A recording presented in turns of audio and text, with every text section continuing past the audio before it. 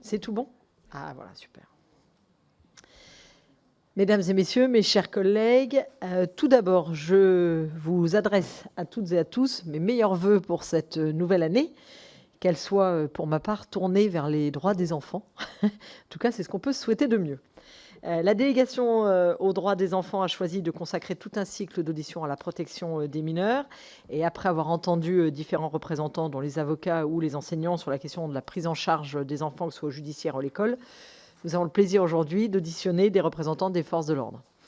Nous accueillerons donc aujourd'hui le commissaire général et chef de la brigade de protection des mineurs de Paris, M. Christophe Molmy, le lieutenant-colonel Serge Procédès de la sous-direction de la police judiciaire de la gendarmerie nationale. Nous avons également Mme Gabrielle Azan, chef de l'office des mineurs, et Tiffaine Desbordes, adjointe au chef du bureau des partenariats de la communication de l'office des mineurs. Comme vous le savez, les chiffres des violences commises sur les mineurs sont édifiants, que ce soit ceux des violences physiques. Chaque semaine, rappelons-le, un enfant meurt sous les coups de ses parents.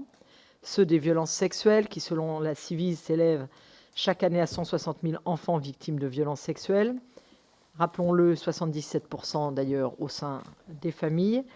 Ou bien encore les violences numériques.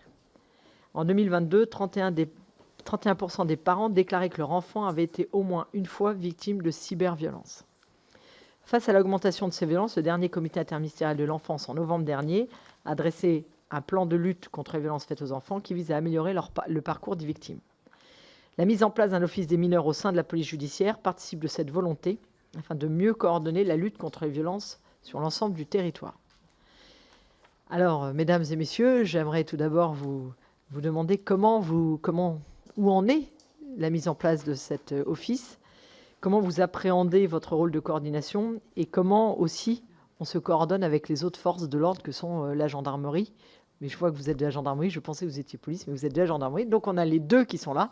Donc vous allez pouvoir m'expliquer comment vous êtes coordonnés les uns avec les autres et surtout comment après on diffuse toute cette expertise auprès des enquêteurs de terrain. Je vais m'arrêter ici pour le propos introductif. Vous avez donc la parole pour un propos introductif et puis après on reprendra les questions si vous le voulez bien. Je ne sais pas comment vous êtes organisé pour prendre la parole. Allez-y.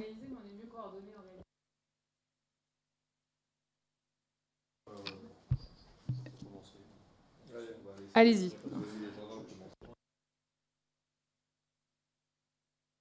Alors, justement, il me revient l'avantage de vous présenter un petit peu la réponse globale de la gendarmerie au contentieux. Je ne rappelle pas les chiffres parce que vous les avez rappelés à gros traits, ils sont édifiants, sachant qu'on est en plus sur des catégories d'infractions où il y a un énorme chiffre noir, puisque l'enjeu de la détection est très important dans ce type d'infraction. Concernant la gendarmerie, moi je voulais juste appuyer sur un point, parce que c'est une organisation effectivement qui est plutôt dédiée aux zones rurales et périurbaines, qui est peut-être un peu moins connue, du système intégré. C'est-à-dire qu'en fait, on a la capacité de faire à la fois travailler sur un même dossier en fonction de sa gravité et de sa sérialité, parce que c'est souvent le cas dans ce type de dossier. Plusieurs unités, que ce soit des unités qui travaillent uniquement sur de la police judiciaire, mais qui travaillent aussi sur du partenariat. Je reviendrai sur les maisons de protection des familles, qui est un dispositif très important et qui est maintenant finalisé, puisque son déploiement est achevé. Et également des unités qui travaillent sur les infractions en lien dans le cyber, et vous avez rappelé son importance. Il y a des infractions, bien entendu, qui se commettent que dans le cyber, mais il y a toujours un petit peu de cyber dans la majorité des infractions qui sont commises au préjudice des mineurs.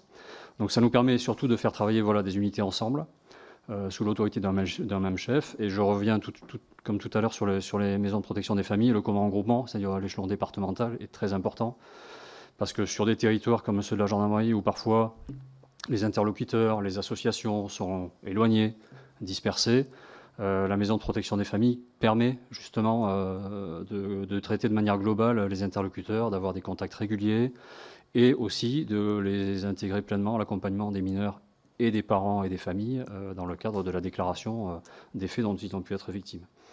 J'ajouterai à ça aussi que pour le cyber, on a également une chaîne qui est dédiée, puisque le centre de lutte contre les criminalités numériques qui se trouve à Pontoise, qui est un service à compétence nationale, a autorité, ou en tout cas gère le pilotage de l'ensemble de la chaîne cyber, que ce soit les enquêteurs cyber, qui sont à peu près au nombre de 10 000 en l'état actuel des choses, dont à peu près 700 à la fin de l'année auront la capacité d'enquêteurs sous pseudonyme.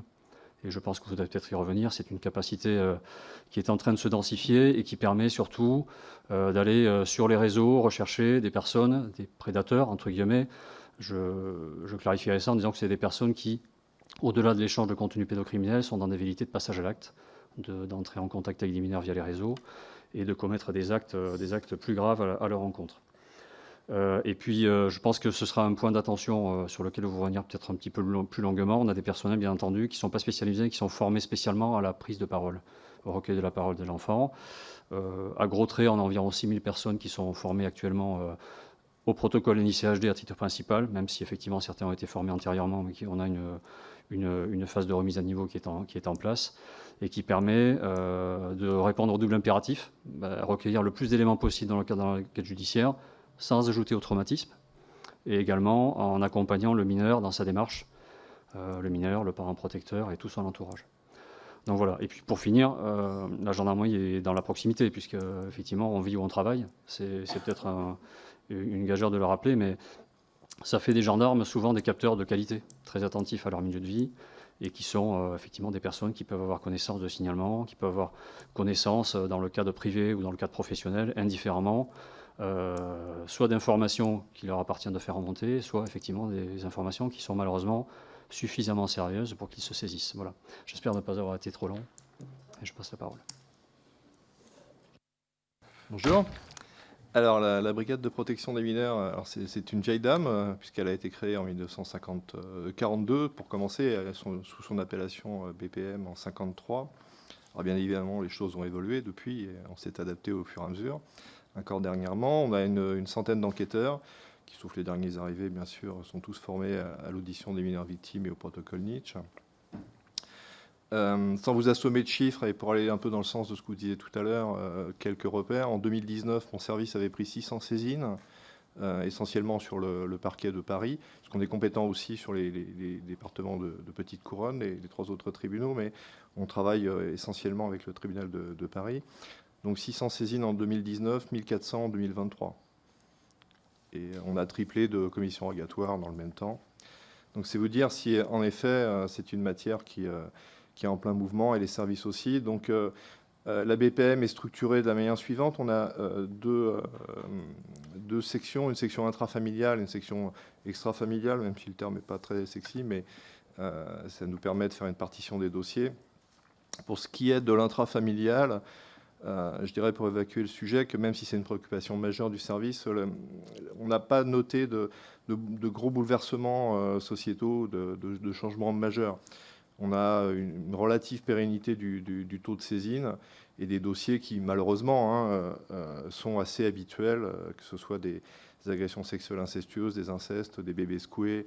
On traite essentiellement du haut du spectre, mais aussi un groupe qu'on a récemment créé de disparitions inquiétantes de mineurs. Entendez par là, non pas les fugues, mais vraiment les disparitions inquiétantes que nos amis gendarmes ont eu à traiter avec le petit Émile. On s'y prépare parce que malheureusement, ça peut aussi arriver à Paris.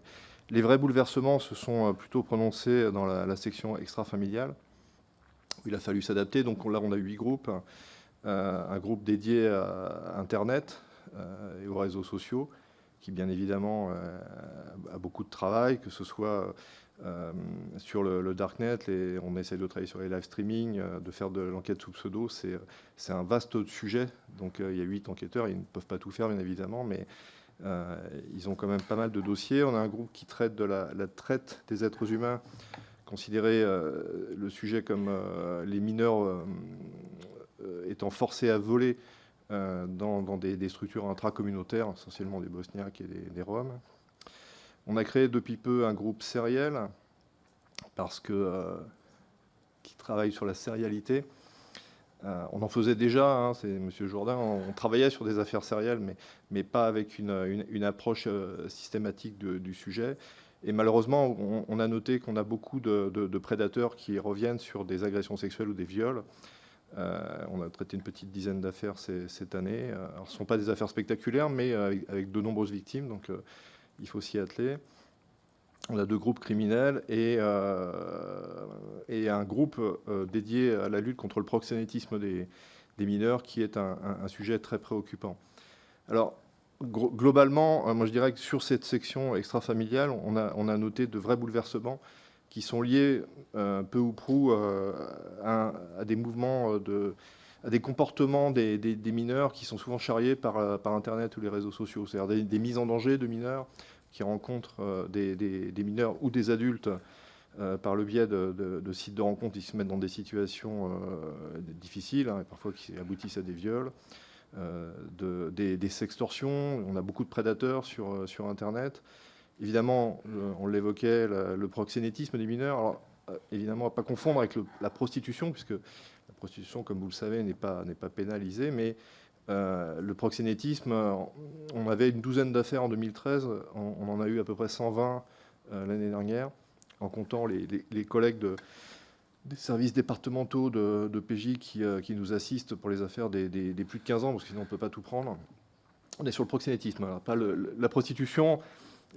On est sur un chiffre noir, c'est difficile d'être péremptoire, mais les associations et les sachants s'accordent à dire qu'on est aux alentours de 12 à 15 000 mineurs qui se prostituent.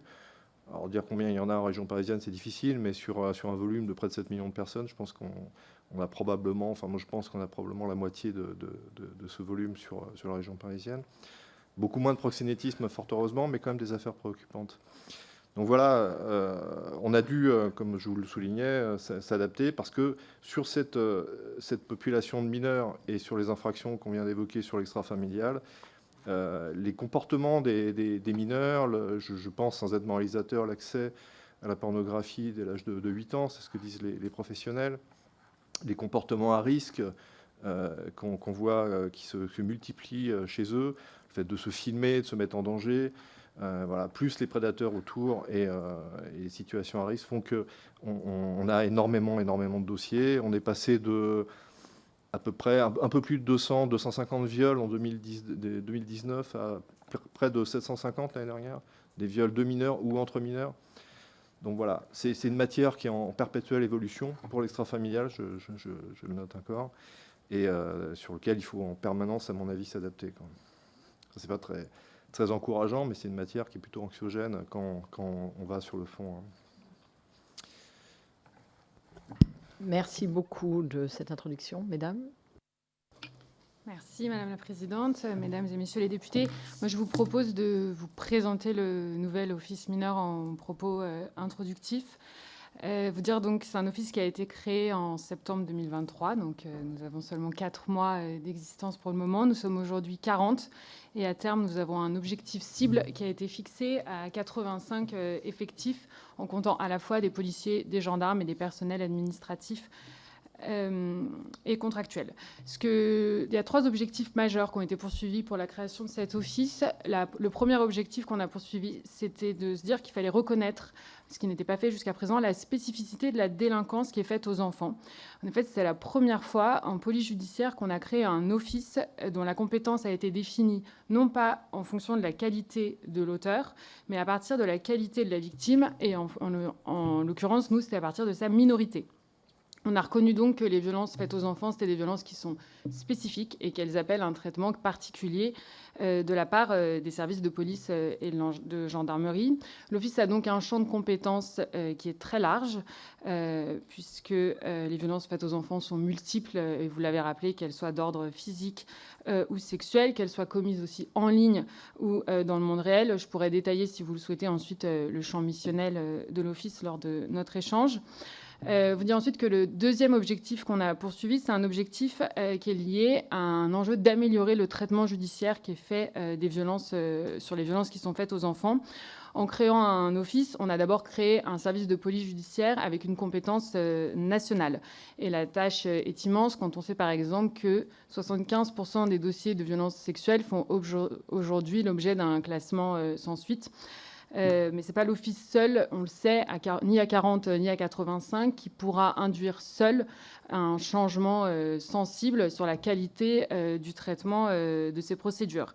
Il va donc falloir qu'en tant qu'office, on pilote, c'est une de nos missions, une filière mineure qui englobera à la fois les services de police et de gendarmerie, et qu'on vienne en appui des services territoriaux pour essayer d'améliorer justement la qualité des procédures notamment sur les violences sexuelles qui sont faites aux mineurs. Pour ce faire, on va le faire de deux façons. On le fera sur un plan opérationnel d'abord, puisqu'on interviendra, et on commence déjà à le faire, en co-saisine de services territoriaux sur des actes d'enquête qui peuvent être très spécifiques, comme l'audition des mineurs victimes, mais aussi parfois l'exploitation des contenus informatiques qui peuvent être saisis dans le cadre de nos procédures, on souhaiterait qu'aujourd'hui, la logique qu'on observe encore très souvent dans certaines procédures, d'opposer d'un côté la parole de l'enfant et de l'autre côté la parole de l'auteur, soit dépassée, puisque cette confrontation, en général, elle n'apporte pas de valeur probante suffisante pour emporter une suite judiciaire qui soit à la hauteur des enjeux. Donc on voudrait apporter d'autres techniques d'investigation, et on constate notamment aujourd'hui qu'il y a une véritable porosité entre la pédocriminalité en ligne et les violences sexuelles sur les mineurs. Donc on voudrait pouvoir partager des techniques d'enquête qui sont aujourd'hui utilisées en matière de pédocriminalité en ligne pour des dossiers d'inceste, par exemple. Et enfin, une autre façon qu'on aura de piloter cette filière mineure, c'est qu'on va développer à l'Office des doctrines opérationnelles qu'on mettra à disposition de tous les enquêteurs qui travaillent sur des dossiers mineurs, et pour chaque infraction de notre champ de compétences. Ces doctrines, elles seront composées d'un canevas de procédure type où on inscrira de modèles d'audition. On fera également une présentation globale du phénomène pour que l'enquêteur qui a un dossier sache que le fait dont il est responsable s'inscrit en réalité dans un phénomène qui est beaucoup plus large et que ça donne une perspective également à son dossier. Et enfin, le troisième objectif de l'Office, c'est d'essayer de contribuer, alors au niveau du ministère de l'Intérieur, puisque c'est là où nous sommes positionnés, à la coordination des acteurs qui sont engagés en matière de protection de l'enfance. On le sait, vous l'avez rappelé, c'est un enjeu essentiel. C'est un enjeu d'autant plus essentiel que les moyens réels dont nous disposons aujourd'hui sont encore largement insuffisants. Et qu'il nous faut donc essayer de mieux nous coordonner, puisque c'est un domaine où on sait qu'il y a énormément d'initiatives et d'investissements de la part des professionnels qui sont engagés. Donc cette coordination, on le fera à deux niveaux. On le fera à l'échelle internationale d'abord, et notamment pour ce qui concerne l'exploitation sexuelle des mineurs en ligne. C'est une coordination qu'on fait de façon quotidienne avec les services partenaires étrangers. Et l'Office est le point de contact à l'international pour toute la thématique sur la pédocriminalité en ligne. On le fera également à l'échelle nationale, puisqu'on sera aussi le contact du ministère. On représentera le ministère de l'Intérieur auprès des partenaires associatifs et institutionnels. Et on a d'ailleurs commencé déjà un travail avec certaines associations pour essayer de mettre en place un dispositif afin d'associer le plus en amont possible des associations d'aide aux victimes qu'ils souhaitent dans la prise en charge des mineurs victimes dans nos dossiers. Très clairement, on voudrait que des associations puissent intervenir dès la phase d'interpellation, ce qui suppose donc un lien de confiance en amont qui soit quand même assez fort pour pouvoir prendre en charge la victime dès le début de la phase judiciaire, surtout quand on sait que c'est un moment qui peut être particulièrement traumatique pour la victime, notamment nous dans des dossiers où en fait la victime n'avait pas dénoncé les faits et où la révélation des faits se fait également au moment de l'interpellation. Voilà, ça c'est un exemple concret pour vous montrer le travail qu'on souhaiterait mener en matière de coordination. Et dans cette coordination, je n'oublie pas non plus, puisque c'était l'objet de votre questionnement initial, la coordination avec les services de gendarmerie. Alors, vous l'avez compris, pour la gendarmerie, la difficulté qu'on a sur notre façon de fonctionner, c'est que la gendarmerie ne dispose pas d'unités dédiées en tant que telle à la protection des mineurs. On a un fonctionnement là-dessus qui n'est pas complètement similaire. Donc, il faut qu'on arrive, et c'est ce à quoi on a déjà commencé à s'employer, à identifier pour chaque mission, qu'elle soit opérationnelle ou stratégique de l'Office, d'identifier un référent au sein de la gendarmerie pour les actions que nous allons mener. Et sur le plan opérationnel, notre coordination s'est déjà mise en place, puisque vous avez sûrement lu ou entendu une opération, nous avons mené en décembre dernier une opération nationale d'interpellation en associant l'ensemble des services de police et de gendarmerie. L'opération était coordonnée par l'Office mineur, mais les objectifs que nous avions ciblés ont ainsi été traités à la fois par les services de police judiciaire de la police nationale, par la brigade de la protection des mineurs, mais également par la gendarmerie nationale. Et enfin, je pourrais dire également que ce pilotage, enfin cette coordination, elle se fera aussi au niveau stratégique, puisqu'il faut que nous arrivions à uniformiser la façon dont nous traitons les procédures de violence faites aux enfants. Et c'est tout l'objet des doctrines que nous essayons d'adapter, que nous sommes en train de construire et que nous mettrons également à disposition des services de gendarmerie, puisque l'office, voilà, ce sera mon point pour conclure, je rappelle, c'est un office mixte police-gendarmerie. Il est positionné au sein de la direction nationale de la police judiciaire de la police nationale, mais il compte en son sein des gendarmes. Aujourd'hui, nous avons 5 gendarmes. Le poste d'adjoint au chef de l'office, c'est un gendarme qui l'occupe. Et à terme, 10 gendarmes devraient intégrer le nouvel office mineur. Voilà, je vous remercie. Merci beaucoup pour ces propos introductifs. Alors, juste pour rebondir avant de passer la parole à mes collègues, quand vous dites on n'a pas d'unité dédiée avec la gendarmerie pour avoir des acteurs, moi j'avais plutôt, et c'est donc une question que j'avais prévue après, mais justement j'ai l'impression que les gendarmes ont les maisons de protection des familles qui permettent d'avoir justement des interlocuteurs dédiés. Et justement j'avais posé à la police s'ils allaient faire la même chose ou pas. Donc j'ai un peu de mal à cerner quand vous dites pas d'unité dédiée, parce que pour moi, on a des unités dédiées avec les maisons de protection des familles. Alors, les MPF sont bien entendu dédiés à l'accompagnement des infractions qui ont lieu dans le milieu familial. Alors, elles ont également en charge, et c'était initialement pour ça qu'elles avaient été créées, le contentieux des vifs. Je vais pas, effectivement, je vous brosserai que cet échelon-là, parce qu'effectivement, il y a des initiatives aussi géographiques qui sont différenciées, parce qu'il y a des terreaux, effectivement, des terrains et des zones géographiques qui sont plus impactés par la délinquance des mineurs, commise au préjudice des mineurs. Et dans un nombre significatif de départements, il a été fait le choix de faire des cellules ressources qui s'occupent de l'ensemble des atteintes aux personnes, dont les atteintes aux mineurs. Et c'est là qu'on retrouve naturellement, bien entendu, les personnes qui sont en contact avec les associations, les personnes qui sont formées au protocole NICHD. Donc il n'y a pas véritablement d'unité spécialisée, au sens où la police nationale l'entend, c'est-à-dire brigade des mineurs ou division mineure dans les unités de police judiciaire. En revanche, il y a des unités qui sont dédiées au contentieux et qui font à la fois l'interface avec les associations et les interlocuteurs, que ce soit les services de la préfecture, que ce soit les élus, que ce soit les associations d'aide aux victimes, au plus près, bien entendu, à l'instant le plus rapproché du début de la procédure, hein, pour l'accompagnement du mineur, pour que cet accompagnement soit optimal. Et effectivement, nous, on a la capacité surtout de faire travailler des unités de police judiciaire qui ne sont encore pas des unités spécialisées, mais qui ont un niveau de technicité plus élevé. Donc, quand vous avez des affaires qui sont, comme le disait M. Molmy tout à l'heure, complexes, graves, mais bon, par définition, toutes les atteintes aux mineurs sont graves, mais la qualification peut être criminelle, et c'est notamment mon propos. Les unités de police judiciaire, les brigades de recherche au niveau des arrondissements et les sections de recherche au niveau du cours d'appel s'impliquent. Donc typiquement, dans des faits graves, vous allez avoir au moins une seule structure, sous l'autorisation d'un seul directeur d'enquête, des personnes de l'MPF qui vont pouvoir faire l'approche, l'accompagnement du mineur. Vous allez avoir des personnes d'unité de police judiciaire qui sont rompues à la téléphonie, qui sont rompus à la reconstitution de parcours criminels. Vous allez avoir des enquêteurs cyber qui sont rompus à l'exploitation des supports numériques qui pourront être soit saisis au domicile de la victime ou des parents, soit saisis au domicile de l'auteur. Et vous avez également des personnes qui sont globalement dans les actes d'enquête, on va dire, lambda, en tout cas basique, puisque comme dans toute enquête, il y a des actes qui sont traditionnels. Il y a des enquêtes de voisinage, il y a des vérifications d'agenda, il y a du recueil de dossiers scolaires, il y a du recueil de dossiers médicaux, etc., etc. Donc voilà, il n'y a pas d'unité spécialisée. C'est un terme auquel on n'adhère pas, mais effectivement, on a des unités dédiées et des unités de circonstances ad hoc. J'ai mieux compris. Je vais laisser la parole à mes collègues des différents groupes. Alors, pour le groupe Renaissance, on a Madame Servan-Hugues. Merci Madame la Présidente. Mesdames et Messieurs, depuis la création de la délégation aux droits des enfants en 2022, nous nous sommes penchés sur les violences commises sur mineurs et plusieurs députés ont rendu des rapports en la matière. Sur les violences faites aux mineurs en Outre-mer, sur les violences intrafamiliales et sur le numérique. Nous avons pu auditionner différents ministres mais également le Défenseur des droits, UNICEF, la Civis, France Enfance Protégée. C'est donc dans la continuité de ces travaux que nous avons souhaité vous entendre aujourd'hui.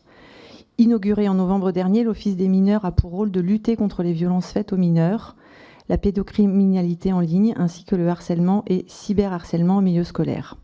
En particulier, le décret du 29 août 2023 précise vos compétences en indiquant que vous contribuez à l'élaboration des programmes de formation des policiers et gendarmes en ce qui concerne toujours les violences sur mineurs. Pouvez-vous donc nous spécifier le contenu de cette formation à destination des forces de l'ordre ? Par ailleurs, dans son documentaire Cassé debout, Marie Rabatel, présidente de l'Association francophone des femmes autistes, met en exergue les lacunes de formation des policiers et gendarmes dans le cadre des enquêtes pour agressions sexuelles commises sur mineurs en situation de handicap, un manque d'adaptation qui rompt la communication et dessert alors la prise en compte de la parole de l'enfant. Ma question est donc la suivante. Quelles sont les adaptations prévues pour ces enfants porteurs de handicap, notamment mental, mais qui aussi peuvent avoir des troubles du langage ou des TDAH ? Je vous remercie. Merci beaucoup, Monsieur Portier. Oui, merci. Merci, Madame la Présidente. Dans tout ce que vous avez évoqué, notamment les chiffres que vous avez rappelés, il y a une chose qui est frappante, c'est qu'il faudrait qu'on puisse sortir dans ce pays du monde des bisounours. Je pense qu'il y a vraiment urgence et qu'on sous-estime le niveau de violence qui peut aujourd'hui impacter nos jeunes et nos enfants. On a du harcèlement scolaire, des atrocités parfois sans nom et qui malheureusement sont trop souvent le fait des rubriques faits divers dans nos quotidiens régionaux, et un certain nombre de ces violences qui peuvent être commises via les réseaux sociaux et grâce aux réseaux sociaux. Et c'est vraiment quelque chose qui me préoccupe parce que j'ai l'impression que face à ça, on a un abandon quasi total finalement de nos jeunes. Et je pense, je le crains, je trouve ça extrêmement triste, mais je pense qu'on a un abandon de l'État là-dessus qui est extrêmement fort et que l'État est coupable. Parce que si on fait le bilan, c'est infime par rapport à la violence que peuvent subir nos jeunes aujourd'hui. Je pense qu'à un moment, il faut accepter de dire que l'État est coupable d'une démission vis-à-vis des enfants, coupable aussi de ne pas assumer d'imposer des mesures fermes aux familles, parce que les familles ne se rendent souvent pas compte des risques que peuvent courir leurs enfants, et ce serait la responsabilité de l'État qui, lui, sait, et comme vous l'avez dit à l'instant, à travers les chiffres, qui, lui, sait les risques que courent réellement les enfants aujourd'hui, et puis coupable aussi de se coucher un peu trop facilement, je trouve, devant des GAFAM qui, eux, n'ont qu'une obsession, le pognon, le fric, la rentabilité, et à un moment donné, c'est aussi la responsabilité des élus, des politiques, que de défendre ceux qui sont les plus faibles, et les enfants en particulier. Et on peut bien mettre 2 à 3 fois plus de policiers à l'Office des mineurs, mais finalement, on sera malheureusement, je le regrette, mais toujours dans l'écume de la vague, et c'était en filigrane dans votre intervention, donc j'aimerais savoir pourquoi, d'après vous, on se couche tout le temps, finalement, aujourd'hui, devant les géants du net. Pourquoi est-ce qu'on n'est pas capable, tout simplement, de faire primer l'intérêt des enfants devant les intérêts financiers des grands de ce monde, en leur imposant des mesures qui seraient draconiennes pour contrôler et sécuriser les usages sur les réseaux sociaux et sur Internet. Je vous remercie. Merci beaucoup. Madame Santiago. Oui, donc merci Madame la Présidente, chers collègues et à nos interlocuteurs. Donc heureux de vous accueillir. Merci pour vos propos et pour les échanges que nous allons avoir. Donc moi j'aimerais aborder au niveau de la création de l'Office des mineurs qui évidemment nous a extrêmement réjouis. Sauf que je travaille sur ces questions-là de longue date, que vous avez pu participer, Madame Hazan, à un colloque que j'ai organisé en octobre à l'Assemblée nationale avec EPCAP et du coup BIBRAV, le 19 octobre dernier, que nous avions à l'échelle internationale les différentes brigades qui étaient aussi présentes. Et que si on regarde, les Royaumes-Unis, c'est 320 enquêteurs, les Pays-Bas, c'est 150. Donc tout, et évidemment, je rejoins mon collègue, tout ne se gère pas en effectif tout le temps, mais quand même, c'est très très important.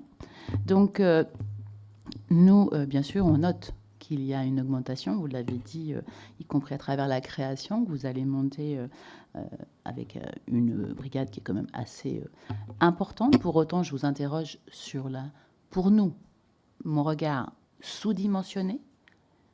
Maintenant, ce qui est intéressant, c'est d'avoir votre regard, les échanges, et que ce soit partagé.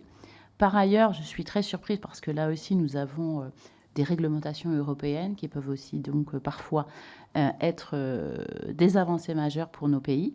Et donc, le règlement européen sur les abus sexuels faits aux enfants est aujourd'hui encore attendu par la France, qui ne s'est pas positionnée sur ce sujet et qui bloque l'avancement du règlement européen. Ça, c'est la réalité.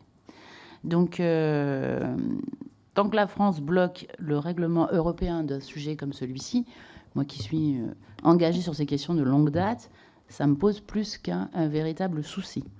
Malgré le fait que les hotlines ne sont pas réellement prises en compte dans ce règlement, comme le souligne d'ailleurs INHOP, le principal réseau mondial de lutte contre le contenu d'abus sexuels sur mineurs, il offre quand même un moyen, et en tout cas c'est de signaler anonymement tout contenu en ligne d'abus sexuels sur les mineurs. Et donc ça reste fondamental que l'on puisse avancer sur cette réglementation. Par ailleurs, donc, j'ai visité la semaine dernière Point de Contact, qui est évidemment extrêmement intéressant, et j'invite mes collègues d'ailleurs à aller les rencontrer, qui d'ailleurs vous transmet énormément d'informations, et en tout cas à l'échelle internationale reçoivent des vidéos d'une rare violence, en tout cas où il est nécessaire que pour les personnels il y ait des travails de SAS pour pouvoir travailler dans ces domaines-là, qui sont des domaines absolument affreux, où l'innommable et l'impensé. Donc, si je vous dis ça, c'est qu'en fait, ils sont sur le point, y compris aussi, en très grande difficulté financière, sur le point quasi de fermer, en fait. Et ça, je trouve ça dingue.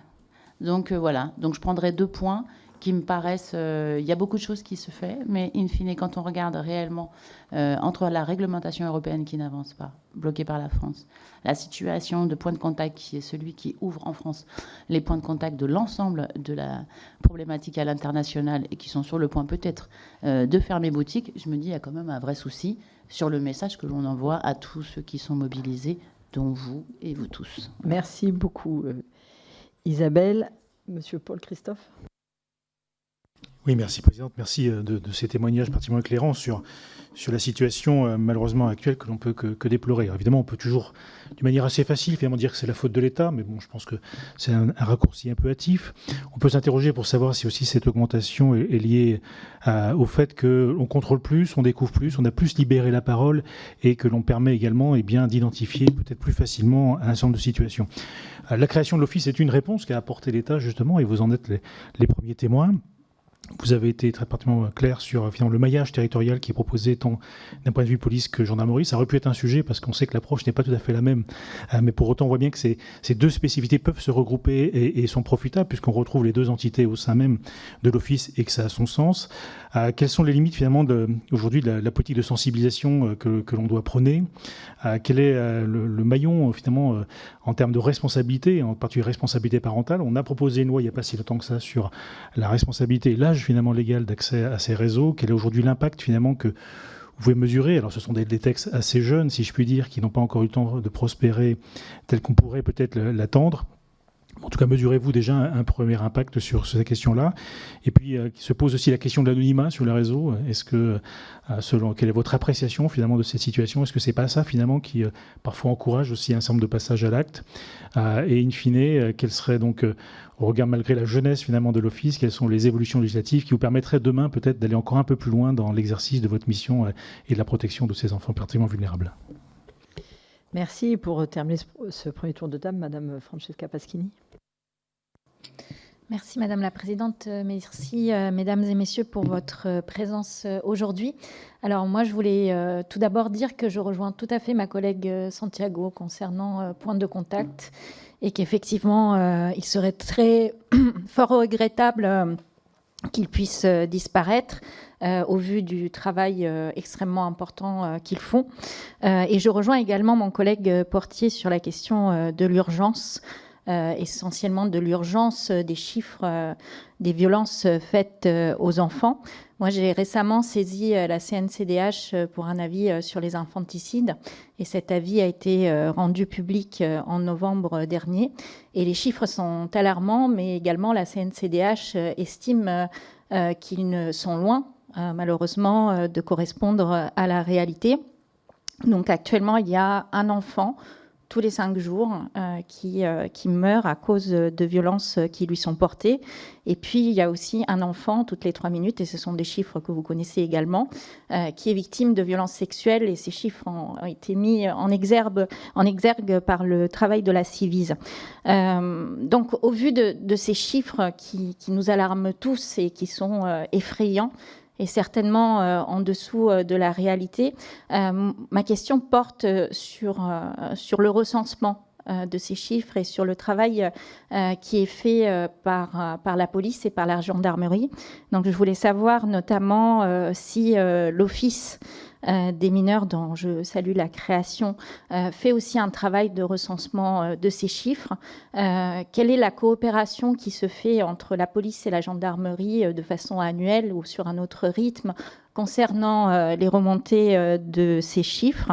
Est-ce qu'il y a confrontation entre les deux institutions? Et aussi, est-ce que la gendarmerie, à terme, pour peut-être affiner ou je ne sais pas, mais en tout cas pour travailler de manière plus spécifique sur la question des violences qui sont faites aux mineurs, bien que je comprenne qu'il y a des gendarmes qui sont formés et qui travaillent spécifiquement.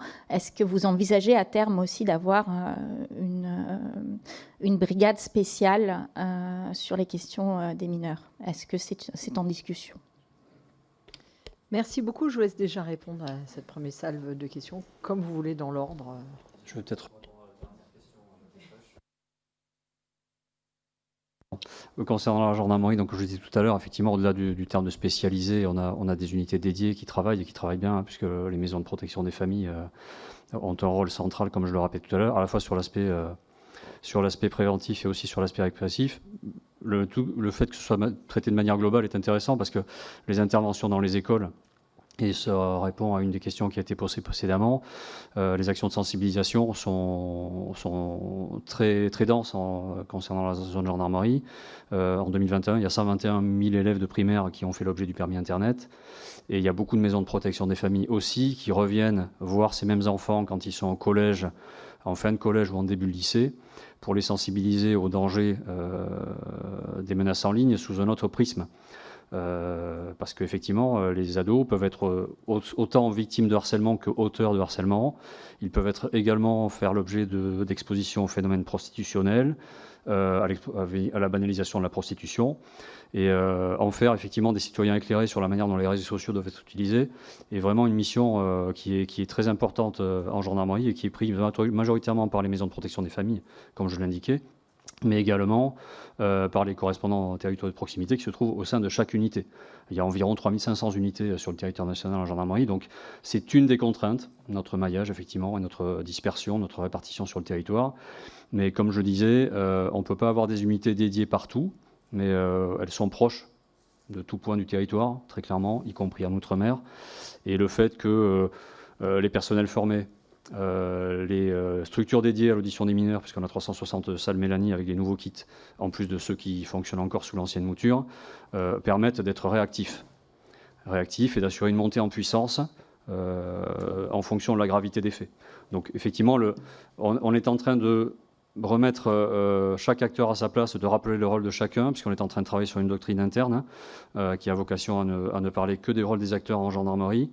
Et le rôle du commandant groupement et surtout de l'officier adjoint partenariat et également de l'officier adjoint police judiciaire est rappelé, puisqu'effectivement c'est à lui d'identifier avec la hiérarchie de contact la gravité des faits, les moyens qui sont nécessaires et d'assurer cette montée en puissance rapidement.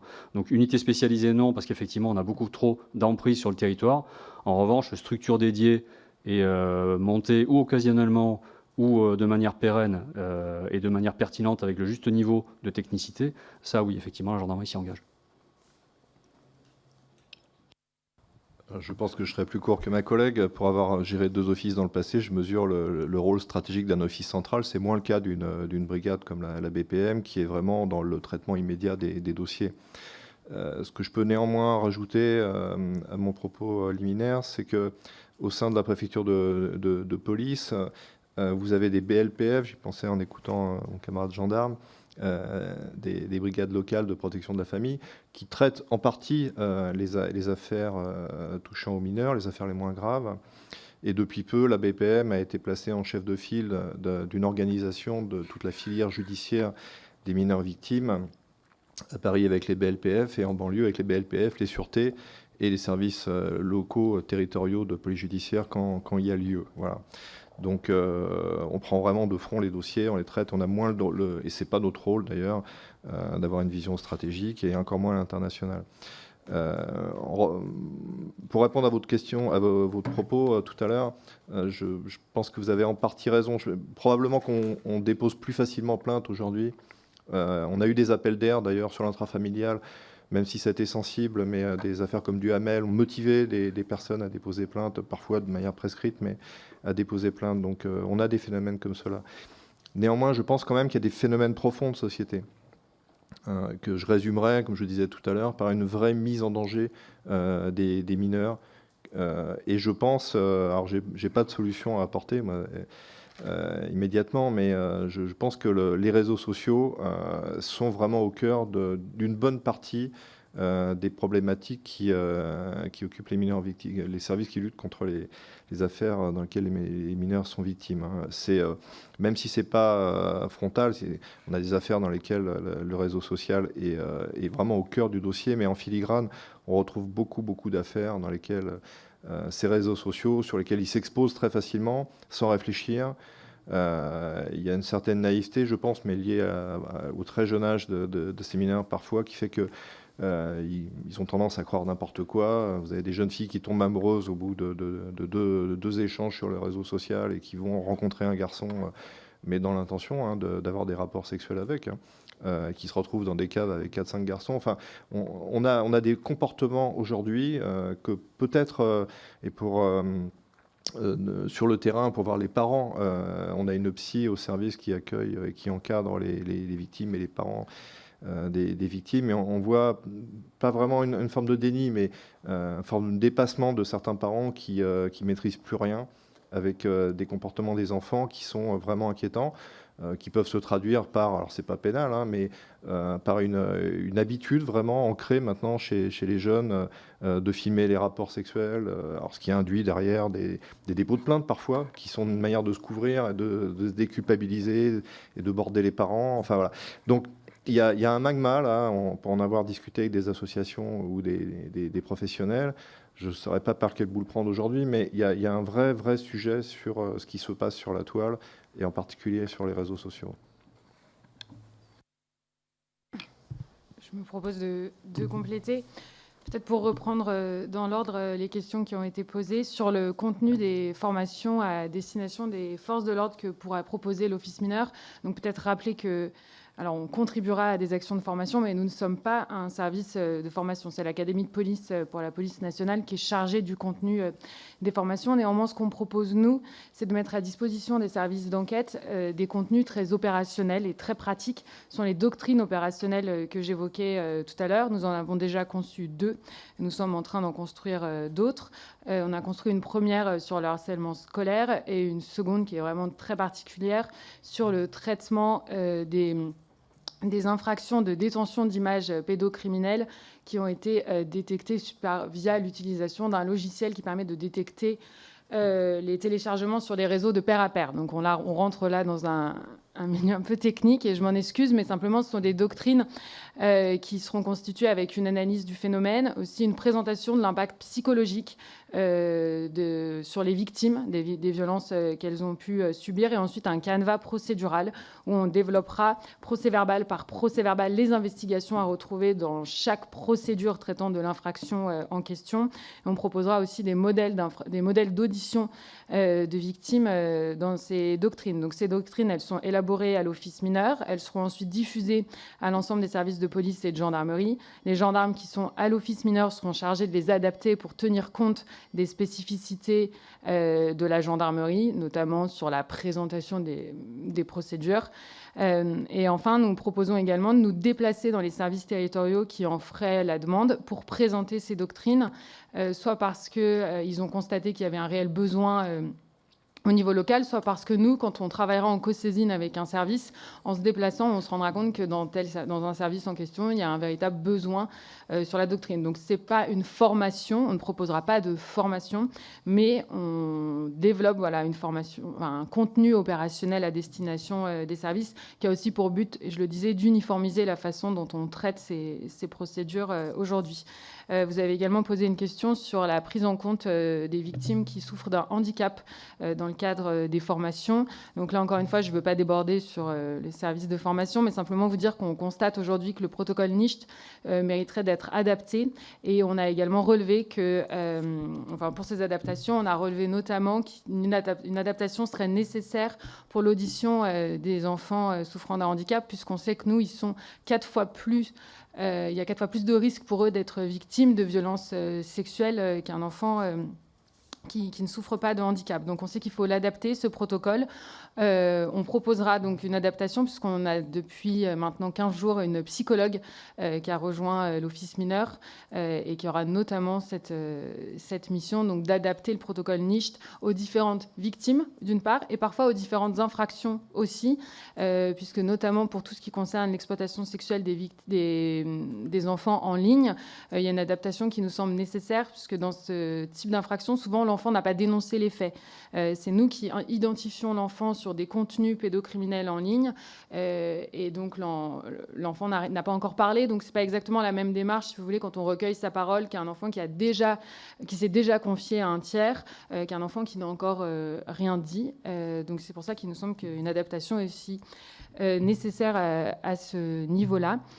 Je poursuis ensuite sur la question du rapport entre l'État et les géants du net. Alors, je ne sais pas s'il m'appartient de vous donner mon avis personnel sur cette question. Simplement vous dire que l'argument qui est souvent opposé sur un plan technique à la réglementation européenne, c'est de dire qu'il existe des faux positifs qui pourraient être détectés, notamment dans les contenus qui sont détectés, et dire que ces faux positifs entraîneraient donc le déclenchement à tort d'une procédure judiciaire. C'est un risque qui peut exister, c'est vrai, mais c'est un risque qui est très limité et c'est aussi faire peu confiance aux services d'enquête de penser que quand on reçoit un contenu, on ne le visionne pas avant d'ouvrir une procédure judiciaire.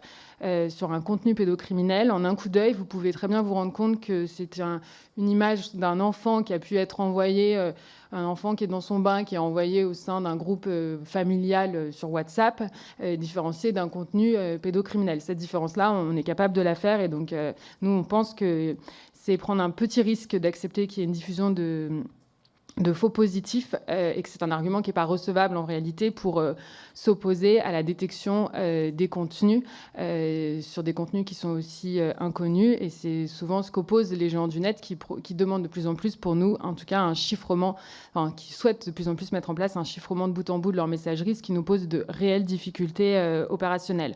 Donc c'est simplement dire qu'il me semble que la question qu'on doit se poser collectivement, c'est de savoir si on est prêts tous à abandonner une petite partie de notre liberté privée, et en l'occurrence du secret de nos correspondances, pour garantir la protection des mineurs. À l'Office mineur, le choix, il est fait. Voilà. Après, je ne sais pas si c'est à moi de juger du choix de la position française par rapport aux géants du net. Sur le dimensionnement de l'Office, Madame Santiago, je me tourne vers vous cette fois. Donc, vous l'avez indiqué. Est-ce que ce sera suffisant, 40, 85 enquêteurs ? En effet, la question ne se pose pas qu'en termes d'effectifs. Il faut qu'on soit un nombre suffisant. Ce qu'il faut qu'on arrive à mettre en place, c'est à mettre en place un véritable maillage territorial. Et c'est pour ça qu'on va créer des antennes de l'Office mineur. Et donc, les antennes seront disposées donc, partout sur le territoire. On essaiera d'inclure aussi, vous l'avez mentionné, les Outre-mer, où on a une véritable problématique notamment sur les violences sexuelles. Donc, il y aura une antenne en Outre-mer. Ce qu'il faut, c'est qu'on crée donc davantage d'effectifs dédiés, mais qu'on travaille aussi mieux ensemble, d'où l'intérêt d'avoir une coordination qui est mise en place à l'Office. Sur le règlement européen, simplement vous dire, mais j'ai déjà eu l'occasion d'exprimer la position de l'Office mineur lors de votre colloque, et je vous remercie à nouveau pour cette invitation, mais rappeler que pour nous, ce qui paraît essentiel, c'est de la détection des contenus inconnus. Et les contenus inconnus sont les contenus qui sont nouveaux, et cette détection, elle est essentielle puisque ça permet d'inclure inclure les images d'abus sexuels d'enfants qui, en réalité, ils sont issus d'une production personnelle, si elles sont inconnues. Et si elles sont issues d'une production personnelle, c'est-à-dire qu'il s'agit en réalité que l'auteur qui la diffuse, c'est l'auteur qui les a lui-même produits, et donc qui est très souvent l'auteur qui a lui-même commis un abus sexuel sur un enfant de son entourage. Donc c'est pour ça que c'est important pour nous d'en avoir connaissance. C'est ce qui nous permet, nous, de mettre fin à des abus sexuels qui sont commis en ce moment sur des mineurs aujourd'hui. Ces contenus inconnus, il faut également qu'on puisse y avoir accès, puisque ce sont tous les contenus autoproduits par les mineurs qu'on retrouve de plus en plus lors des phénomènes des infractions de grooming et de sextorsion qui sont en pleine explosion. Pour vous donner une illustration, en 2023, on a reçu 12 000 signalements pour des faits de sextorsion, donc pour l'ensemble de la France, quand il n'était qu'une dizaine en 2020. Voilà, pour vous donner une illustration de l'explosion du phénomène. Et enfin, vous nous aviez regretté les difficultés financières rencontrées par Point de Contact. Sachez que nous soutenons Point de Contact. Nous sommes un membre observateur à l'Office mineur de Point de Contact. Et je peux rappeler également que c'est d'ailleurs une réflexion qu'on souhaiterait mener, davantage sensibiliser sur les outils qui sont à disposition des mineurs pour bloquer un contenu illicite en ligne. Donc il y a ce qu'on peut faire avec Pharos, notamment la plateforme Pharos qui peut faire un déréférencement, un retrait ou un blocage des contenus. Mais les plateformes également mettent à disposition des outils des mineurs qui sont beaucoup plus utilisés par les enfants que les autres dispositifs. Donc c'est aussi ça, se tourner vers les gens du net, c'est peut-être aussi leur demander des comptes et leur demander quels sont les outils que eux mettent à disposition des mineurs pour signaler les contenus. Point de Contact a un outil pour le faire. C'est pas le seul. Pharos évidemment le fait également. Et il y a également e-enfance le fait, et à l'étranger, il y a le National Center for Missing Children a également un outil qui permet de supprimer tous les éléments qui sont liés à des faits de tous les contenus illicites dans le cadre de la sextorsion. Sur la politique de la sensibilisation, je pense qu'en effet, il y a un réel enjeu et qu'on est très en deçà de ce qu'on pourrait faire. Alors, on proposera, je parlerai au titre de l'Office mineur, de participer à des actions de prévention. On va former davantage les policiers. On proposera aussi, nous, de mettre à disposition des contenus pour sensibiliser les professionnels qui sont au contact des enfants au quotidien afin de mieux détecter les victimes. Mais également, un public qui est quand même très compliqué à toucher, c'est les parents. Et c'est compliqué de toucher les parents parce que nous sommes tous parents parfois et appartenons tous à des sphères très variées. Mais en tout cas, dès qu'une initiative sera prise pour essayer de sensibiliser aussi les parents, l'Office mineur proposera des contenus qu'on pourra mettre à disposition. Sur l'encadrement des réseaux sociaux, en effet, pour nous, c'est un petit peu tôt encore pour constater une éventuelle amélioration. Ce qu'on pourrait regretter, peut-être, c'est de ne pas inclure l'environnement des jeux en ligne, sur lesquels on observe une approche quand même très fréquente des mineurs par les prédateurs, puisque les jeux permettent de créer un contact, un cadre, en tout cas, où il y a une action de collaboration commune, ce qui peut créer une mise en relation. Il y a également des jeux en ligne où il y a un système de dons et de vente d'objets, donc ce qui peut également créer un lien avec un mineur facilité. Et il y a également parfois sur les jeux des systèmes de classement et de préférence, enfin de statut préférentiel. Et c'est une façon aussi pour l'auteur qui se fait passer pour un mineur d'arriver à valoriser un enfant pour l'approcher. Une fois que le contact est noué, en général, il lui proposera de basculer sur une messagerie personnelle, de préférence chiffrée de bout en bout, puisqu'il sait que là, la détection ensuite des contenus échangés sera beaucoup plus compliquée à notre niveau.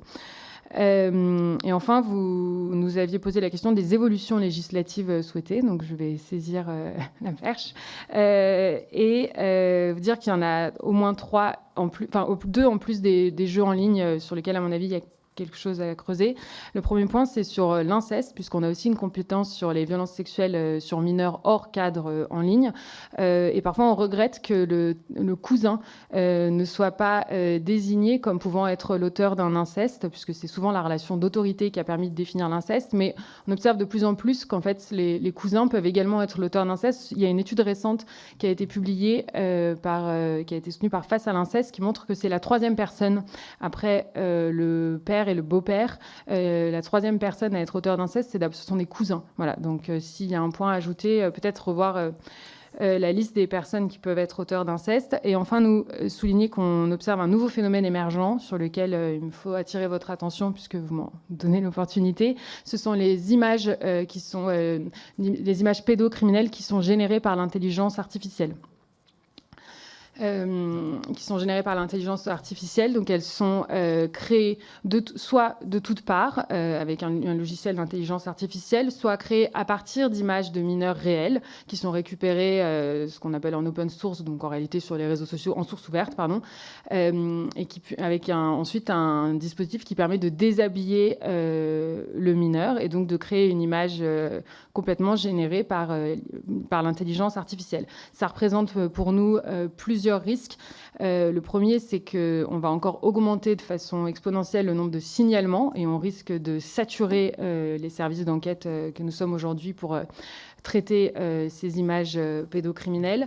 Ça représente également une difficulté, c'est qu'aujourd'hui, on reçoit à l'Office mineur, on a reçu en 2023 à l'Office mineur 320 000 signalements de contenus pédocriminels échangés ou partagés en France sur Internet. Voilà. Donc, si on ajoute, si on en crée autant plus avec l'intelligence artificielle, ce sera très compliqué pour nous de prioriser. Aujourd'hui, on judiciarise moins de 1%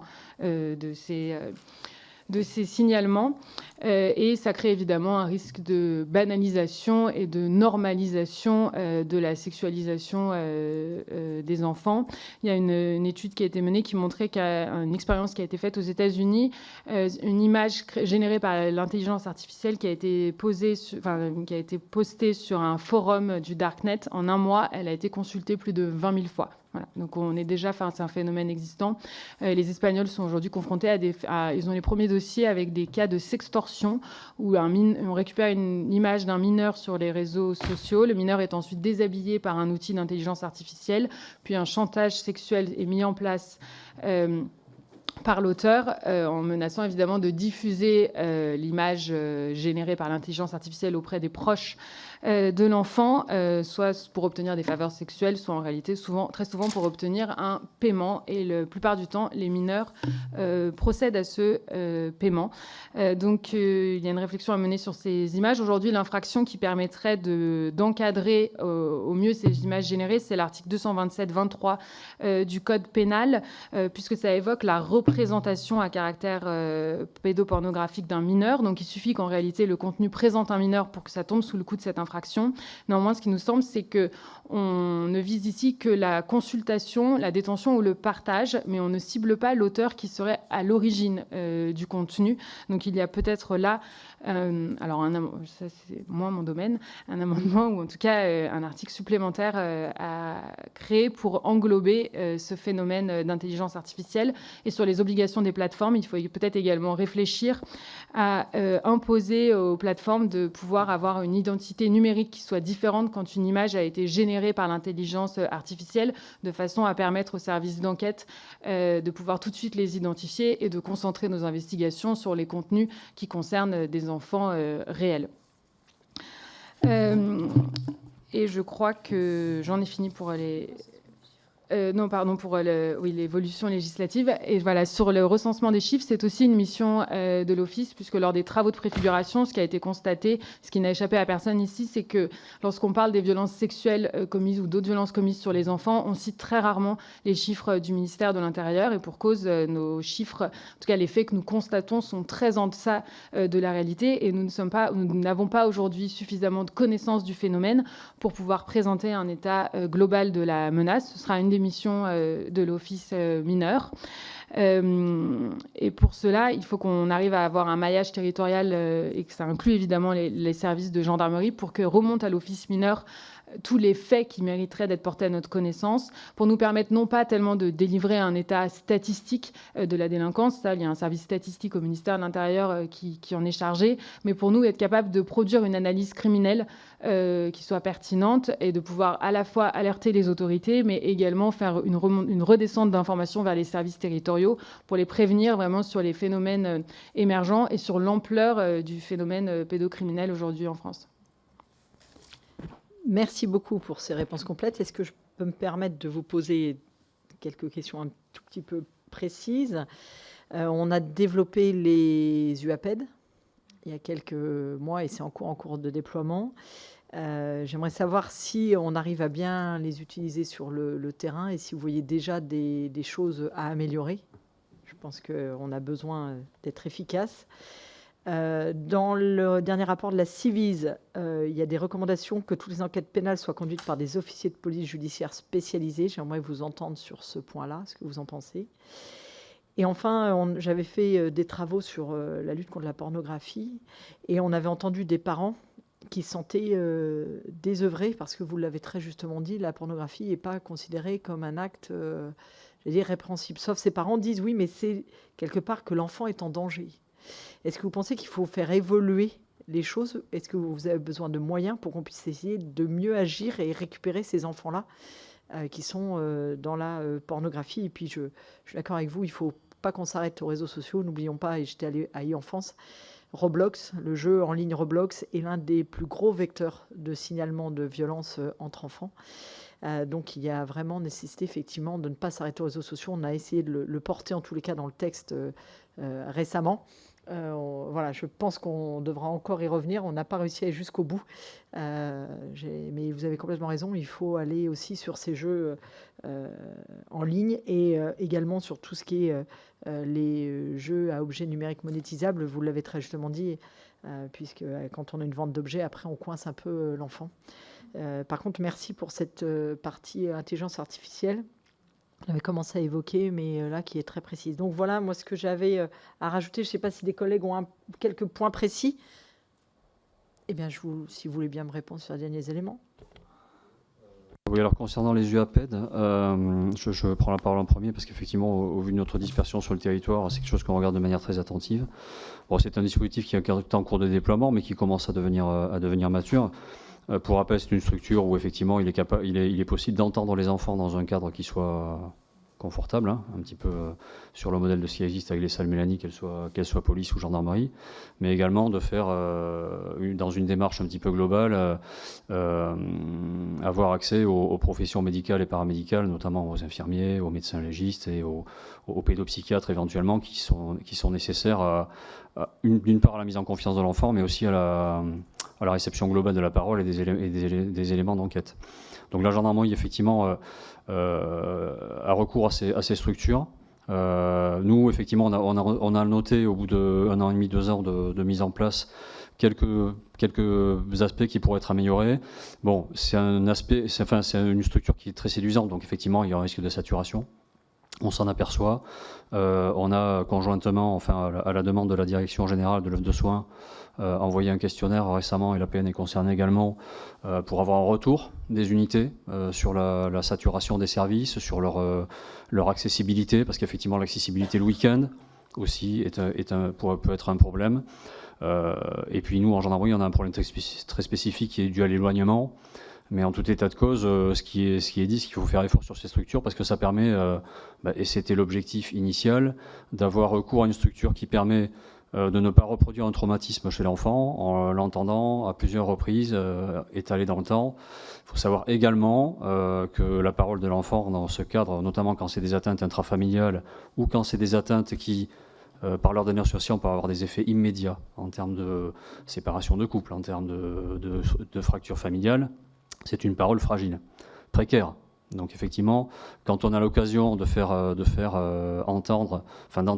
les enfants et de les faire voir par des spécialistes dans la même structure, et surtout dans une temporalité qui soit resserrée, on évite qu'il y ait une déperdition, qu'il y ait également aussi une influence qui puisse faire revenir l'enfant sur ses paroles initiales. Donc c'est très séduisant, effectivement. Ça mérite d'être uniformisé parce qu'effectivement c'est à la main des ARS. Donc on a des structures qui sont très diverses, mais qui, globalement, au niveau des unités gendarmerie, remplissent leur objet. Voilà. Nonobstant, effectivement, moyennant les aspects que j'ai évoqués, la disponibilité les week-ends, qui est parfois épisodique, la saturation, parce qu'on peut avoir des pics d'activité, et puis également l'éloignement, mais qui concerne plus particulièrement la gendarmerie. Oui, concernant les autres aspects que vous avez évoqués, sur l'aspect cyber, la recommandation de la Civise, effectivement, c'est encore le mot spécialisé qui est utilisé. Alors, je vais détourner un petit peu le terme, mais effectivement, on a, comme on le disait tout à l'heure, des des cas d'enquête qui sont souvent mixtes entre le cyber, avec une composante souvent cyber sur les réseaux, notamment un phénomène d'approche qui peut se faire par les réseaux ou de la détention d'images pédocriminelles, pardon.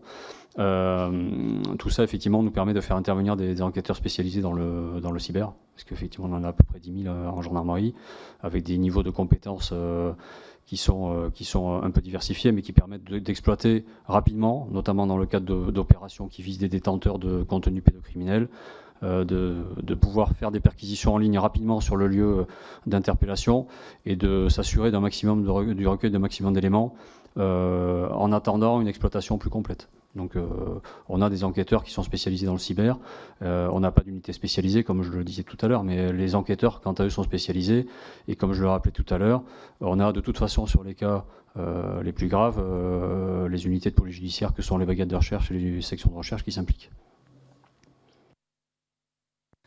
Bien, écoutez, pour répondre à vos questions, on fait un peu figure de parents riches à BPM, puisqu'on est autonome, on a une salle Mélanie, on a un psy in situ, on a des liens très étroits avec les UMJ de Paris et les hôpitaux, donc pour ce qui nous concerne, ça fonctionne plutôt bien, je peux que m'en satisfaire.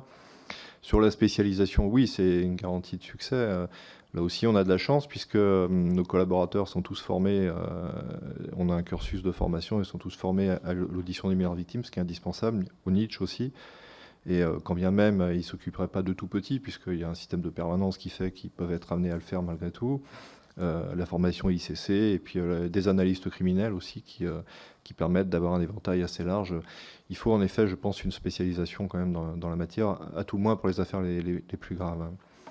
Et puis, pardonnez-moi, mais la troisième question, c'était... Comment on aide les parents avec Oui, les enfants victimes de prostitution ce que je voulais vous dire à ce sujet, et pour aller au-delà de la prostitution, je pense qu'il est utile aussi de bien différencier les actions pénales des actions psychosociales. Je dis ça parce qu'on hérite aussi beaucoup de dossiers, nous, au quotidien, où en définitive, la plus-value d'un enquêteur de PJ et même d'un magistrat ne me paraît pas forcément pertinente, quoi. On a des affaires, par exemple, pour imager mon propos, de tout petits, et ça arrive malheureusement assez fréquemment, en maternelle, qui ont des comportements sexualisés entre eux. Eh bien, bon, je ne suis pas certain que ce soit le mieux de faire intervenir un policier, un magistrat. Donc, je pense qu'il y a peut-être toute une dimension psychosociale à développer, peut-être mieux orienter certains dossiers, et puis peut-être, le chemin faisant, désengorger un peu les services de police et de gendarmerie sur les affaires qui doivent être vraiment pénalisées, quoi. De la même manière, vous évoquiez tout à l'heure des enfants qui sont atteints de lourdes pathologies comme de l'autisme ou des difficultés de compréhension, et c'est évidemment très, très délicat, et il faut que les fonctionnaires soient formés, mais on a aussi des affaires d'enfants dans des foyers entre eux, quoi. Bon, sur ces affaires-là, si vous voulez, je pense qu'on est vraiment plutôt dans le psychosocial aussi. On essaye d'apporter notre aide, mais on n'est pas vraiment dans notre rôle. Ouais. Merci. Donc pour compléter sur l'utilisation des UAPED, nous on fait un constat qui est un peu similaire. Alors là, ce ne sera pas l'office mineur, mais c'est davantage pour les services d'enquête territoriaux de la police nationale. Il y a un constat qui est un peu similaire que celui qui est porté par la gendarmerie. Ce sont des unités qui sont très complètes, qui proposent une prise en charge globale avec un appui médical et derrière un suivi de soins qui donne totalement satisfaction. Ce sont néanmoins pas des unités qui sont forcément adaptées à toute la prise en charge des mineurs victimes.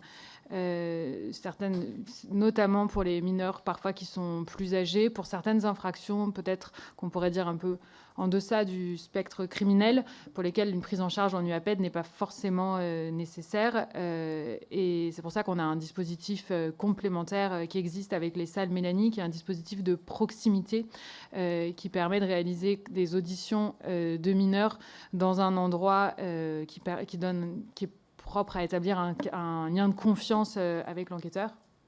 Ah pardon, excusez-moi. et qui présente quand même l'avantage d'être souvent présent dans les commissariats. Donc, il n'y a pas de temps de trajet pour se rendre en UAPED. Il y a une disponibilité qui est plus forte. C'est vrai que l'UAPED est parfois un peu victime de son succès, et donc il est parfois compliqué d'obtenir un créneau en UAPED. Et dans tous les cas, la décision de mener une audition dans un UAPED, elle est prise par le magistrat. Ça fait toujours l'objet d'une discussion entre le magistrat et l'enquêteur pour essayer d'en apprécier l'opportunité. À terme, je crois que c'est un UAPED par juridiction, ce qui est visé. Et donc, c'est pour ça que nous, en attendant, sur le maillage territorial des salles Mélanie, il y en a 70 aujourd'hui qui sont implantées dans les commissariats. On essaye de les construire en priorité dans les commissariats les plus éloignés des UAPED ou celles dans lesquelles les UAPED sont en réalité assez saturés, de façon à pouvoir quand même en l'absence de disponibilité de l'UAPED, de pouvoir proposer une audition de mineurs dans un cadre confidentiel, satisfaisant, et qui permet en réalité, avec un déport à la fois visuel et sonore, de réaliser une audition sans prise de notes pour l'enquêteur, et d'avoir un enquêteur qui est derrière une vitre sans teint, je pense que vous avez déjà vu le dispositif plusieurs fois, voilà, lui retranscrire l'audition et interrompre s'il y a besoin pour aider celui qui pose les questions. Sur la spécialisation des enquêteurs, c'est des préconisations de la Civis à laquelle nous adhérons évidemment. C'est l'objet d'ailleurs de la création, comme je l'ai rappelé en préambule, de l'office mineur. Peut-être simplement dire que la préconisation de la Civis, elle vise en réalité à imposer que toutes les auditions mineures soient réalisées par des policiers qui sont formés au protocole NICHT. Le protocole NICHT, c'est un protocole qui est particulier. C'est une formation qui nécessite 2 semaines et qui n'est pas toujours, ce que je disais, forcément adaptée à toutes les situations, toutes les situations, tous les âges, ni toutes les infractions. Donc peut-être un peu tempérer cette proposition en disant qu'en fait, il faut davantage qu'on développe les formations qui existent pour la prise en compte des mineurs victimes, mais je ne pense pas que le protocole NICHT soit forcément la seule formation qu'on puisse proposer. Voilà. Et peut-être qu'il y a un degré de spécialisation à étudier, et on le formulera s'il y a besoin, on se proposera pour décliner, on va dire, les formations spécialisées. Ce qui est sûr aujourd'hui, c'est qu'il y a 1400 policiers qui ont été sensibilisés, on va dire, à l'audition mineure victime. Il y en a 700 qui sont formés depuis 2016 au protocole NICHT. Et donc, on a une réelle marge de progression en la matière. Et enfin, le dernier point sur la pornographie. Alors, nous, c'est un terme, quand il s'agit de pédopornographie, c'est un terme qu'on n'emploie pas, puisqu'on considère qu'il n'y a pas de pédopornographie, il n'y a que de la pédocriminalité à partir du moment où un mineur est concerné par les faits. Quand il s'agit de pornographie adulte, nous n'avons pas de compétences particulières à l'office mineur. Et un point particulier sur notre champ de compétences, la prostitution des mineurs, c'est un phénomène qui est pris en compte par un autre office, c'est l'Office central de lutte contre la traite des êtres humains, puisqu'il avait été décidé lors des travaux de préfiguration de laisser cette compétence à l'Office central de la traite des êtres humains, en disant que désormais les réseaux de prostitution des mineurs, ce sont des réseaux qui s'apparentent réellement et qui font partie de la criminalité organisée, qui appellent donc des techniques d'enquête spécifiques pour lesquelles l'OCRET répondra mieux que nous ne ferons à l'office mineur, sur lequel nous spécialisons vraiment sur la pédocriminalité infantile, enfin très très jeune, si je peux me permettre ce point de détail. Simplement faire le lien avec notre thématique, et peut-être pour abonder dans les travaux que vous avez menés, dire qu'aujourd'hui, nous, on fait un lien parfois entre la consultation très fréquente de pornographie et ensuite le passage à de la consultation de contenu pédocriminel. Il y a un effet de clic un peu progressif, ou qu'on observe souvent dans les pédocriminels qu'on observe, hormis ceux qui ont réellement une attirance sexuelle pour les enfants. On a aussi beaucoup de profils où il n'y a pas d'attirance sexuelle particulière pour les mineurs, mais c'est suite à une consommation à outrance de pornographie qu'il y a un basculement qui est fait dans ce cas-là vers des contenus pédocriminels, peut-être sur un premier clic un peu de façon hasardeuse ou involontaire, et ensuite il y a une recherche de contenu qui est de plus en plus difficile et brutaux, et que ça peut orienter vers la consultation de contenu pédocriminel. Mais c'est pour ça que voilà, volontairement, le terme de pornographie sera toujours banni du vocabulaire de l'office mineur quand ça concernera des enfants. abonder sur un point avec Gabriel Hazan sur la formation. Effectivement, le protocole LIGD est adapté à l'âge, en fonction de l'âge des enfants, la construction mentale, et effectivement la perception des actes, la perception des conséquences, la capacité à les décrire. En revanche, pour revenir sur la prostitution des mineurs, si la prostitution effectivement n'est pas pénalisée, le recours à la prostitution des mineurs l'est. Et on a plusieurs dossiers effectivement où on fait l'effort quand on a une personne mineure qui a été exposée à une situation prostitutionnelle. Et là aussi, on essaie de le détecter, notamment dans le cadre des retours de fugue. On ouvre des cas d'enquête et on a un cas sur lequel je ne m'étendrai pas, mais qui se passe dans le 08 actuellement, où on a une recherche en plusieurs vagues des clients qui ont eu recours à la prostitution du mineur, en l'espèce une mineure de 15 ans. Et c'est des personnes qui sont poursuivies par les parquets, puisque c'est une qualification délictuelle. Écoutez, merci beaucoup. Merci. Si, vas-y, rapidement. Merci. J'avais juste une dernière question. Une des préconisations de la Civise était celle de rendre imprescriptibles les viols et les agressions sexuelles sur mineurs. J'aurais souhaité avoir brièvement votre avis dessus, s'il vous plaît.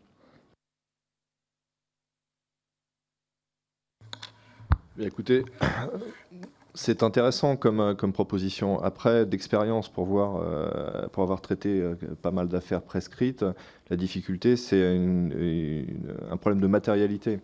C'est-à-dire qu'à chaud, et lorsqu'on a la chance de pouvoir procéder à des examens UMJ, on peut avoir une matérialité d'un viol, d'un rapport sexuel. On est confronté régulièrement sur des affaires prescrites, mais si elles ne l'étaient pas, on aurait, je pense, la même difficulté. À des dossiers dans lesquels finalement on se retrouve avec une parole contre une autre et sauf avoir des témoignages et un dossier vraiment étayé, c'est difficile à aller jusqu'au jugement. J'ajoute que, et sans rajouter l'idée, j'ajoute qu'on s'est rendu compte qu'on a aussi des victimes qui déposent plainte une fois que l'affaire est prescrite parce qu'elles savent pertinemment qu'elles n'iront pas au procès. Et il y a un désir de reconstruction, quelque chose de l'ordre psychologique là, dans cette action, mais je ne suis pas certain que ces personnes-là, en tout cas, déposeraient plainte si les faits étaient imprescriptibles. Voilà. Oui, c'est une évidence, effectivement. Et plus les faits sont anciens, et plus la matérialité des faits est difficile à réunir. On parle effectivement des cas d'enquête actuels où effectivement on a beaucoup d'éléments, que ce soit en termes de téléphonie, en termes de numérique, qui permettent de matérialiser les faits, et souvent d'ailleurs, et c'est un autre sujet de la Civise, sans avoir à recourir à la confrontation ou à la mise en présence, qui n'est pas souhaitable dans le cas des procédures, mais qui est parfois nécessaire. En revanche, quand on est sur des procédures qui sont très anciennes, pour avoir eu à en traiter, on reconstitue le puzzle avec des pièces manquantes partout. Ça peut être aussi très, très destructeur pour la victime elle-même, parce qu'on va rappeler, on va s'attacher à des actes du quotidien de l'époque, les réunions de famille, etc., etc. Donc, oui, c'est une évidence, c'est beaucoup plus difficile sur des faits anciens de parvenir à une qualification des faits. Après, il n'y a que quelques infractions très limitées qui sont imprescriptibles en France. C'est un sujet, je crois savoir que des gardes des Sceaux successifs s'étaient prononcés sur cet aspect-là. En tout état de cause, c'est une vraie contrainte pour les services d'enquête. Moi, simplement, sans me prononcer sur l'opportunité de la proposition, dire qu'aujourd'hui, on fait face à un principe de réalité qui fait qu'on est obligé de prioriser les dossiers dans lesquels on a des enfants qui sont actuellement victimes, et que sur ces dossiers, même sur ces dossiers-là, on manque de moyens. Donc la priorité pour nous, ce sera évidemment de toujours favoriser ces dossiers avec des victimes actuelles, et peut-être qu'une fois que les moyens seront mis à disposition, on pourra se pencher sur les faits plus anciens et donc s'interroger sur la nécessité de maintenir ou pas la prescription. Oui, en revanche, juste pour terminer, parce que M. Molmin l'a évoqué tout à l'heure, il y a le biais du parcours criminel. Alors ça ne concerne que les prédateurs et les phénomènes sériels, mais quand on a effectivement des faits qui nous sont dénoncés et qui peuvent être prescrits ou trop anciens pour être matérialisés, que ce soit en police ou en gendarmerie via la DIAN au service central de renseignement criminel, sur les personnes qui se sont rendues qui sont mis en cause dans des faits très graves, on va chercher dans le passé, on va chercher pour essayer de retracer un parcours et de relier des faits qui peuvent être plus récents. Parce que quand on a des prédateurs, forcément, on peut avoir des parcours qui ont des périodes d'inactivité, mais on essaie de retrouver des faits plus récents pour les poursuivre, effectivement, raccrocher le parcours criminel à des faits qui sont, eux, non prescrits et qui peuvent permettre d'avoir des condamnations. Eh bien, merci beaucoup pour ces échanges. Et puis, si jamais vous avez l'impression que vous avez oublié de nous dire quelque chose, n'hésitez pas. Et on reste de toute façon à votre écoute s'il y a besoin de faire évoluer. Et si j'ai bien compris, il y aura besoin de faire évoluer, à mon avis, dans l'avenir. Merci beaucoup.